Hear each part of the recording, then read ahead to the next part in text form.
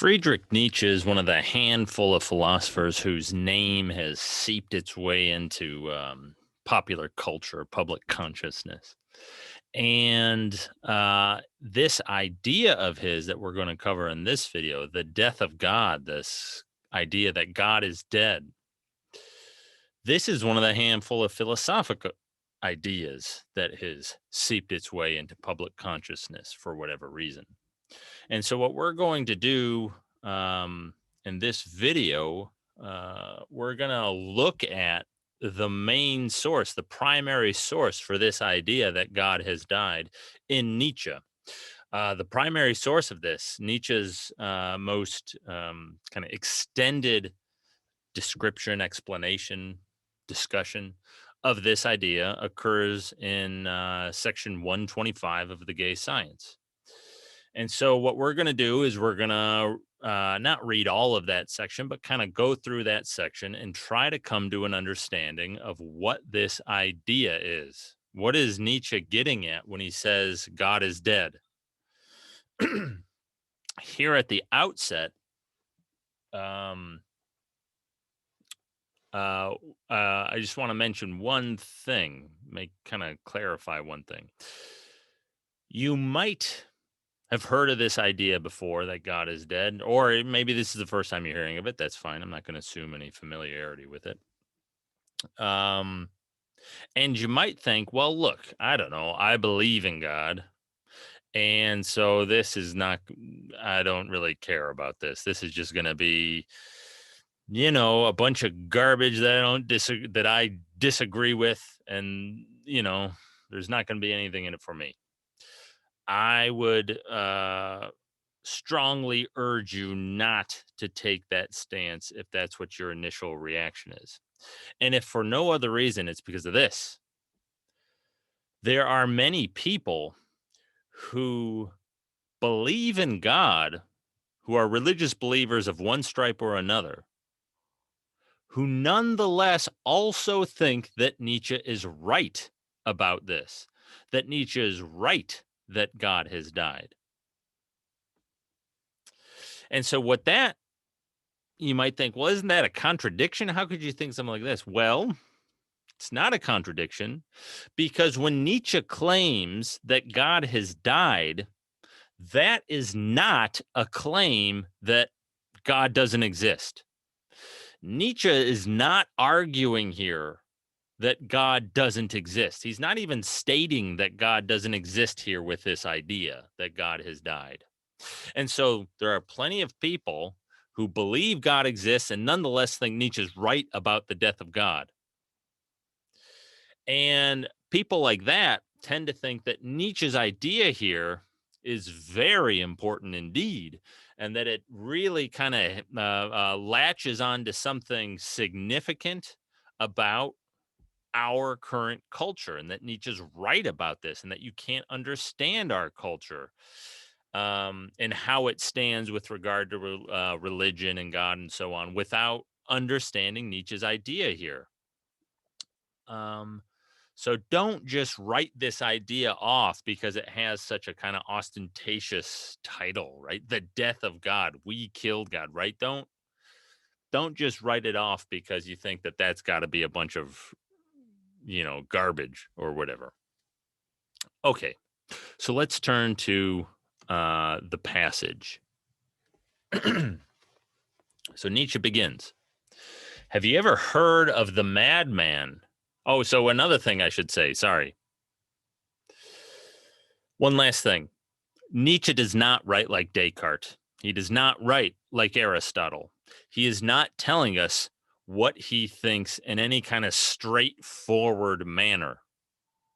Rather, what he does is he tells a story, right? So this passage, 125, this is the main place that he talks about the death of God. It's one of the only places that he explicitly mentions that phrase, that idea, God is dead. He doesn't just try to lay it out for us in the way that, say, Aristotle would, right? Aristotle's just trying to tell you what he thinks. And maybe it's kind of hard. And so you have to figure out what these words mean. And he's got all this technical terminology, right? But that's what you have to do when you interpret Aristotle. Figure out what all those words mean and how, how the technical terminology and so on. Interpreting Nietzsche is going to be a different kind of thing. It's going to be a little bit, not entirely, but a little bit more like interpreting Plato. Plato wrote stories, right? They're dialogues, they're kind of stories. Yeah, there's a lot of like heavy, direct, technical, philosophical content in them, but they were stories, and you kind of had to pay attention to their narrative aspects in order to understand them. Well, Nietzsche is kind of telling us even more of a story here. It's not going to be like this in everything we read from Nietzsche. But this passage on the death of God, it's a story about this madman. And then the explanation of the death of God that we find in this story consists of a bunch of metaphors. So it's a bunch of metaphors that some character in a story is shouting, kind of. Right? So there's a lot to kind of interpret here, right? It's a different way of reading. Okay. So here's Nietzsche. Have you ever heard of the madman who on a bright morning lighted a lantern and ran to the marketplace? This is an allusion to a historical figure named Diogenes, sometimes called Diogenes the Cynic. And that's the painting you have there, Diogenes the Cynic. I'm not going to talk any more about it than this, but he would kind of go around Athens shortly. He was shortly after the time of Socrates. He would go around Athens in the marketplace. That's where everyone kind of was during the day or whatever. And he'd have a lantern, lit lantern, right? Broad daylight. And he'd get right up in people's faces and say, I'm searching for an honest man. I'm searching for a true man.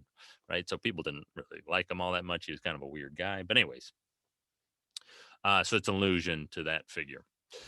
All right. So have you ever heard of this madman who ran to the marketplace calling out unceasingly, I seek God. I seek God. As there were many people standing about who did not believe in God, we're going to return to this in a second. Right. It's going to be important. He caused a great deal of amusement. Why? Is he lost? Said one. Has he strayed away like a child? Said another. Or does he keep himself hidden? Is he afraid of us? Has he taken a sea voyage? Has he emigrated? The people cried out laughingly, all in a hubbub. I don't know what the German word for a hubbub is, but kind of a strange translation. The insane man jumped into their midst and transfixed them with his glances.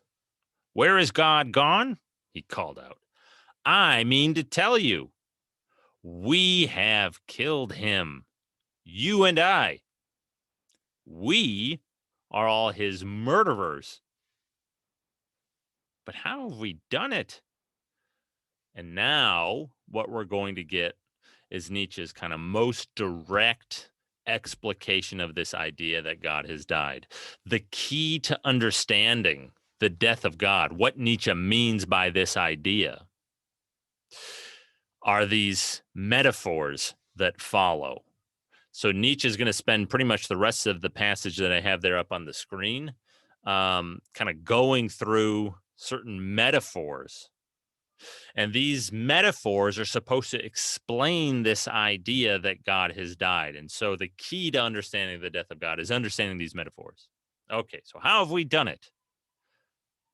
How were we able to drink up the sea? Who gave us the sponge to wipe away the whole horizon?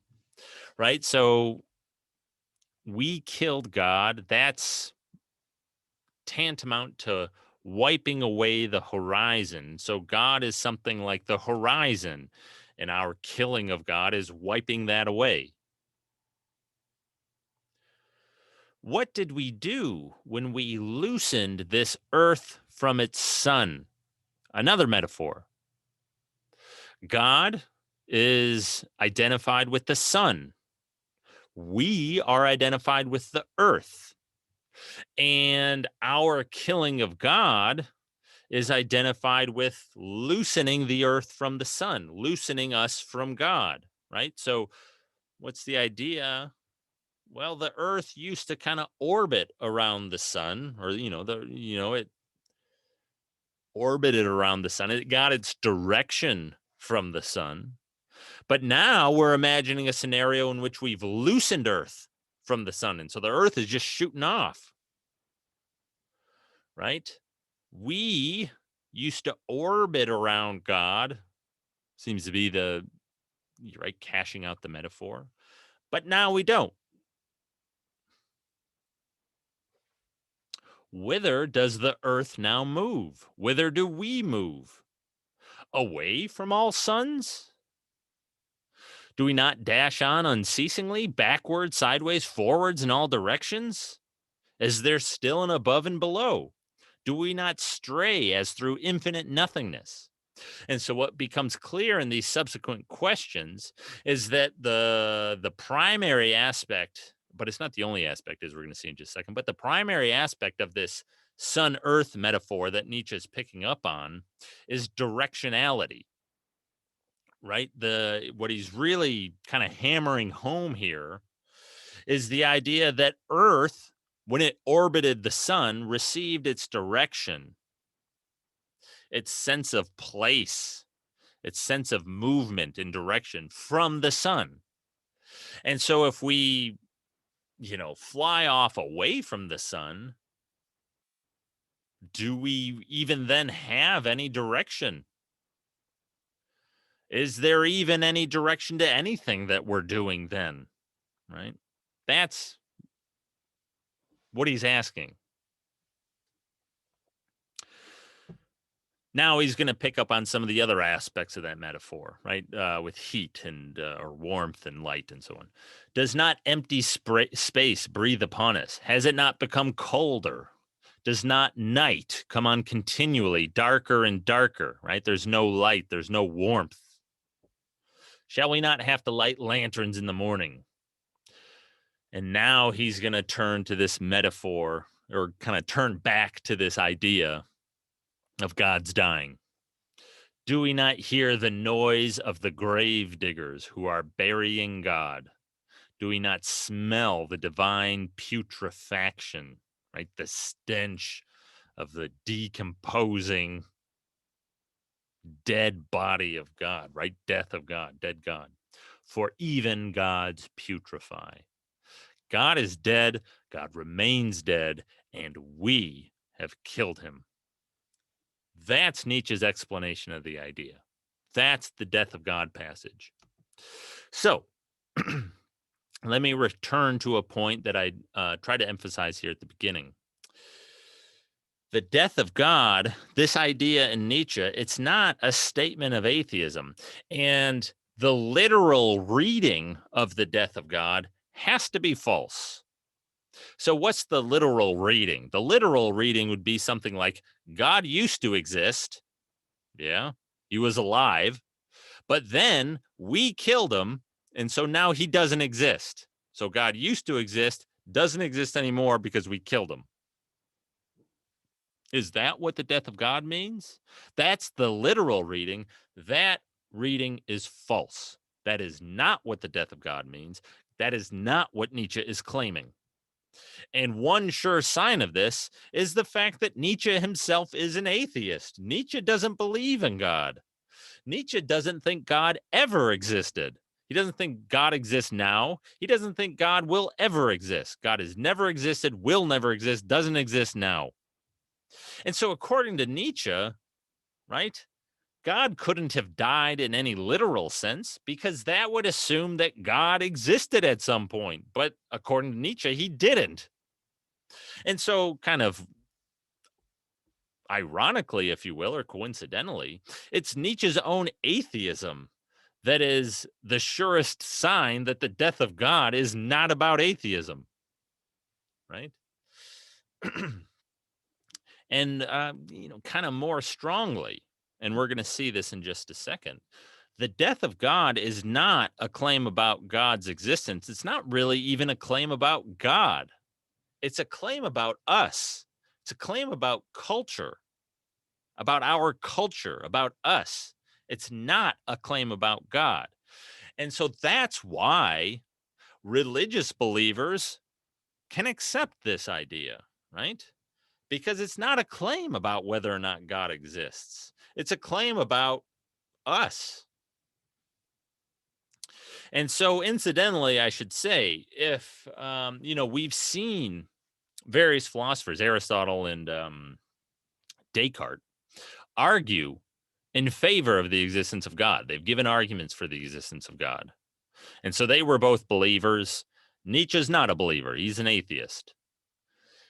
If what you're looking for from Nietzsche is an argument that God doesn't exist, well, you're going to be disappointed because Nietzsche never gives an argument like that. Indeed, he indicates in various places that he thinks like, that's a waste of time. Why would I do that? I mean, if you think God exists, this is Nietzsche, right? If you think God exists, I mean, I'm not the philosopher for you. He says things like that. I'm not gonna give you an argument that God doesn't exist. I mean, if you think he exists, you're too far gone. You're not gonna agree with anything or whatever, right? You're not who I'm talking to. That's the way he puts it. And so he's never going to give that argument. Nonetheless, even though he won't give you an argument like that, he just kind of assumes that God doesn't exist. Nonetheless, there is interesting things to find in Nietzsche. He's on to interesting things about the way we relate to God. Things that are interesting even to believers. Okay. So if this is what he doesn't mean, what does he mean? And again, I think I'll say it again, the thing to focus on to understand the death of God are these metaphors. And so I just put two of them up there for you to remind you, right, to have them there to talk about. Who gave us the sponge to wipe away the whole horizon? What did we do when we loosened this earth from its sun? God is the horizon that we've wiped away. God is the sun that gave us a sense of direction around which we orbited, which kind of guided us, right? And with the horizon metaphor too, you get this sense of direction, right? A horizon, you look out over the horizon and it tells you which way is up and which way is down. It gives you a kind of orientation. And so what Nietzsche is claiming here, right? It's not a claim about whether God exists. It's a claim about us. And so what he's saying is that God used to be our horizon, our sun. He used to be our guide, the thing relative to which we would judge ourselves in our own direction. But he is no longer those things for us, right? God used to give direction to us. He doesn't any longer. We have loosened this earth from the sun, right? The earth, us, no longer receives its direction from God, the sun. That's the idea, right? So God used to play this central focal role for us and doesn't any longer. That, in a nutshell, in the briefest statement, is what the death of God is about. It's about us and how we relate to the divine, more particularly how God used to be in some way central to us and is no longer, right? That's God's dying. God is no longer central to us. God no longer is the source of meaning or purpose or direction, but he used to be, right? That's what the death of God is getting at. That's the idea. Now, what I'd like to do is try to make this a little bit more precise. Nietzsche doesn't do this himself. I'm going to try to synthesize various claims and allusions that Nietzsche makes, both in the passages that we're reading, but also in other passages that we're not. Synthesize them into kind of a more precise formulation, a more digestible formulation, right? So 3 senses in which God has died. God is no longer our horizon. right? Nietzsche never articulates these three senses that they're distinct or anything like that, but he alludes to these various ways in which God has died, or ways of understanding the death of God throughout his writings. So first, and this is probably the primary sense in which God has died, there is a sense in which God is no longer the horizon in individuals' lives. So what does this mean? This is kind of what I've been alluding to already. God used to be central to how people live their lives. He isn't anymore.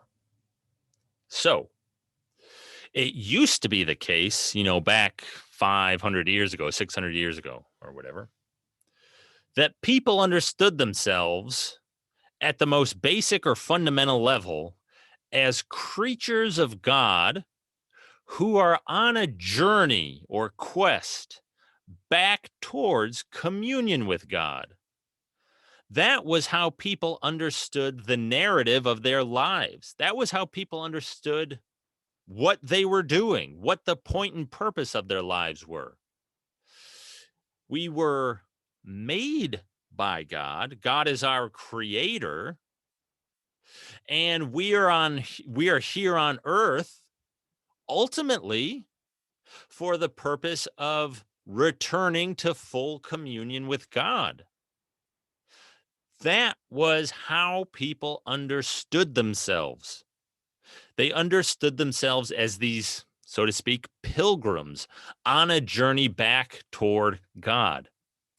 And so, in this way of understanding, back when people understood themselves in this way, God was obviously an integral part of how people understood themselves, right? And yeah, these people, even back 500, 600 years ago, right? Yeah, you'd go get an education or whatever, go to school, however long you went to school. And then you'd go get a job, farming or making shoes or whatever it is you were doing. And, you'd have a family and you make money and whatever. But all of that stuff was seen as subordinate to this quest back to God, subordinate to, subservient to, for the sake of journeying back to God, right?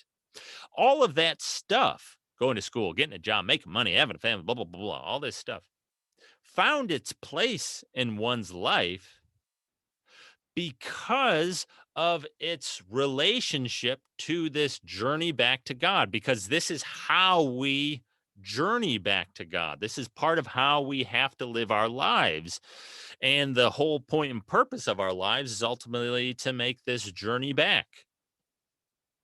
It's ultimately to try to achieve communion with God. And everything else that we do in our lives should be for the sake of that. That was how people used to understand themselves, used to understand their lives. And what Nietzsche is saying, what the death of God is claiming, is that people no longer understand themselves that way. God is no longer integral to people's lives. God is no longer the source of direction for people's lives. And this is obviously true, you might think, when it comes to atheists. Is he just saying like everybody's an atheist today? And okay, fine. I don't. No, he's not. And I think this is where this idea gets even more interesting. And this is what people really kind of focus on. I think this is where the idea gets interesting. It's not just that more people, if you gave them a questionnaire, do you believe in God? A box for yes and a box for no. He's not just saying that everybody today would check the no box. That's not his idea at all, really.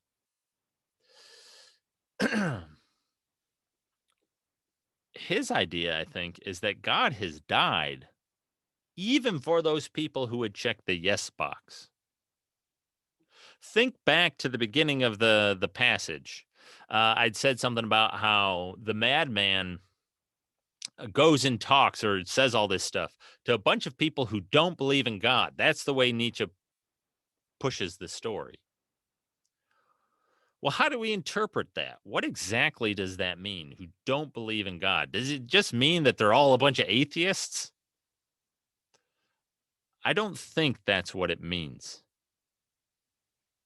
I think what he's saying there, these people who the madman is announcing this to, they are likely, you know, churchgoers. You give them that form, that questionnaire, do you believe in God? They check the yes box. They would go to church on Sunday or whatever, right? It doesn't matter which religious tradition it is. They go to religious services on, weekly, and they, maybe they say some prayers throughout the day or before they go to bed or whatever, right? I think people like that is who Nietzsche has primarily in mind. And Nietzsche is saying those people, God has died even for those people. And so, in some deep sense, that they might not even realize they don't believe in God. They might check the box. Yes, I believe in God, and I go to, church, and I blah, blah, blah, blah, blah, blah, blah. But what Nietzsche, I think, is saying is it's not even clear that they really believe in God. Why?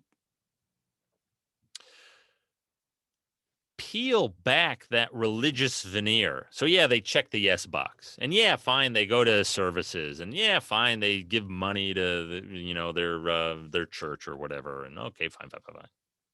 But peel back that kind of religious veneer. And what do you find? You don't find, this is Nietzsche's claim, right? You don't find that these people fundamentally understand themselves as creatures of God, ordained toward, on a journey back toward communion with God. That's not how they fundamentally think of themselves, maybe even without realizing it. Because you peel back that religious veneer, and what you're going to find, like, look at how these people live their lives. Look at the way they make their choices. Look at the values that they're really committed to and that they express in their kind of deep and most fundamental deliberations about their lives. What do they really want out of life? How do they fundamentally view their lives? They just want to kind of be happy. They just want to, be kind of comfortable. They want to, have they want to kind of be able to do what they want, be comfortable, have a bit of security, a little bit of money, enough money, be financially well off and secure. And they want the kind of respect of their peers. They want to kind of fit in with society and do the things that are kind of a societally approved of, right? And that's kind of how you get that respect of your peers. They want to be a respectable member of society, doing respectable things, living a comfortable life, kind of doing what they want. That's what's motivating for people. Even people who had checked the yes box on that questionnaire say, yes, I believe in God. And yeah, I go to church or whatever. You peel back that religious veneer. I'm going to stop saying that. I know it's the fourth time, fifth time I've said that, right? You peel that back, and what you find is not this fundamental commitment to this journey back to God. That's not what's directing these people's lives. That's not how they fundamentally understand themselves. Even if they think they do, look at the choices they make. Look at why they do what they do. It's all this other stuff. It's just, you want to be comfortable and do what you want to do, and that's the death of God. That's what Nietzsche is saying. And this is the idea that even religious believers have thought Nietzsche is dead right about. He is right about this. Yeah, God exists, but in our culture, God has died because we in our culture, by and large, no longer understand ourselves as creatures of God on a journey back toward communion with God. We used to, we don't anymore. And this is true even of the vast majority of religious believers, right? That's the first and primary sense in which God has died, in which God is dead. And again, it's a claim about us, how we understand ourselves and our own lives. It's not a claim about God. And I should also mention at this point, this is meant to be in some sense, just a descriptive idea. Nietzsche is just describing society, describing culture. He's not saying, at least at this point, he's not saying that this is good or bad. That will come later. We'll worry about that later. Here, at least, all he's saying is that this is how society is. For better or worse, God has died. Right? So it's a kind of merely descriptive thesis. It's a thesis about our culture, about us. Okay, a second sense in which God has died. God is no longer our horizon for understanding the world. God used to be and is no longer. God used to be. How? Well, we're in perfect position to understand this. We spent however many weeks trying to learn and understand this Aristotelian paradigm. And according to that Aristotelian paradigm, which had reigned supreme for nearly 2,000 years, to understand nature or a part of nature, you ultimately had to understand its source and then its goal, right? To understand a frog, ultimately speaking, yeah, you can just have frog scientists who go study it and they realize those are the lungs and that's the bladder and that does this and right? Yeah, okay, fine. And there's a lot to be learned there. But to fully understand a frog, you need to understand its role or its place in the entirety of reality. It is a part, a small part in this much larger picture. And to fully understand the frog, you need to understand it in that larger context. And ultimately, that larger context, right, is going to include God. And so to really understand, ultimately, fully understand the frog, you have to understand, according to Aristotle, according to that paradigm, you have to understand God, the unmoved mover, as the first efficient cause of all things, as the origin of sensible reality, of nature. It comes from, is initiated by, has its origin in God. And then, not just that, right, according to this Aristotelian paradigm, because when we try to understand the frogs, what we're trying to understand, one of the things you find, they are this kind of form, matter, composite. Okay, fine. And the life of the frog is a matter of realizing its form, actualizing its form. And so frogs or any other part of nature is on this kind of trajectory, is geared towards its own actuality. And the highest actuality of any particular thing is in being thought. And well, that's just God. That's just this unmoved mover. This unmoved mover is just the highest actualization of all the forms. And so all of the things in nature are, in a sense, directed back towards God because they're directed towards their own actuality. They're directed towards being thought. And so God is both the origin and the kind of goal of the natural world and of every piece within the natural world. And so to understand the natural world or to understand any particular part of the natural world, you ultimately have to understand its origin and goal, which is in the supernatural world. Right? The natural world cannot be fully explained or understood unless we understand it as originating in and being directed towards the supernatural world. That's the Aristotelian view. That view was rejected in the scientific revolution, explicitly so, especially this idea about things being directed back towards God, God as the final cause of things. Descartes, Bacon, Galileo, they were explicitly critical of this idea of final causation, of things being directed, goal directed in this way. And you might think, well, look, Descartes, I don't know, he's all about God too. And so maybe it's not so, but yeah, but look at the way that Descartes is. Descartes only brings in God as this kind of guarantee of certainty.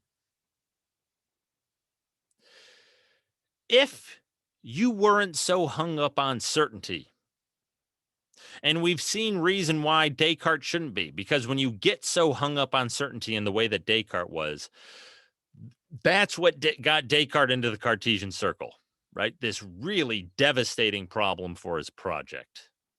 It's because he insisted on absolute certainty.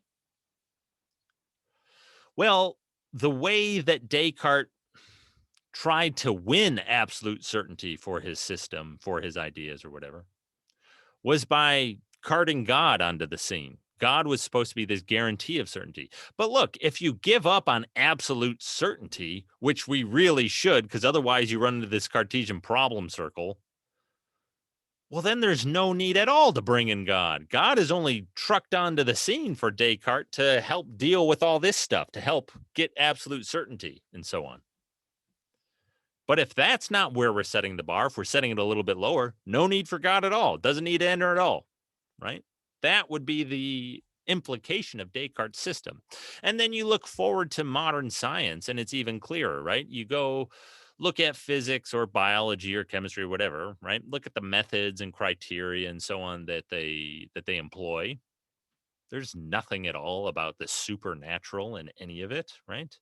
And so our understanding of the world has become divorced from God. God is no longer central to how we understand the world. He used to be, he isn't any longer. That's another manifestation of the death of God. The last one I want to mention, so I've said the primary sense of the death of God is the first one. The second most common sense is the second one, and the rarest sense is this third one. So God used to be the horizon for our public deliberations, for our public lives, and isn't anymore. There's a lot to say about this. I'm not going to go into it. If you're more interested in this kind of thing, you can take social and political philosophy with me. We talk about this at greater length. But prior to the advent of modern political thought, which arises around the same time as the scientific revolution, around the same time as Descartes, prior to that period, political communities were seen as their purpose, and we saw this in the Gorgias, their purpose was to direct people toward living well. And living well was understood ultimately as being directed back towards God, right? And so the purpose of a political community was, in a sense, to help people live lives that'll lead to communion with God. And so the divine, the supernatural God was very much germane to political deliberations, because that was the whole point and purpose of the political community, was in some sense direct people, to help people on their journey back to God. With the advent of modern political theory and modern nation states, um, religion gets relegated to the private sphere, and it becomes public deliberations should not bring religious considerations in, right? Religious considerations shouldn't be brought to bear on matters of public interest. That's the way the kind of modern nation state understands itself, right? Well, the way we express this idea, or you might hear it commonly expressed, right? There's this separation between church and state. It wasn't always that way. That was an innovation of modern political thought. And so we see a third sense in which God used to be our horizon, used to be a kind of guide for us, and is no longer. God used to be a kind of guide for how we understood our public lives and what we were doing communally. But in the past 500 years or so, within kind of liberal nation states, God can no longer serve that role, right? And so, again, these are the three senses. These are all descriptive. Nietzsche's not saying this is good or bad, at least at this point. It's not a claim about whether the death of God is good or bad, right? He's merely trying to describe what's happened. And in his view, and in the view of many religious believers, right, our culture has undergone a fairly radical shift in the past, since the 1600s. And one of the ways that Nietzsche is trying to identify this shift is with this idea, the death of God.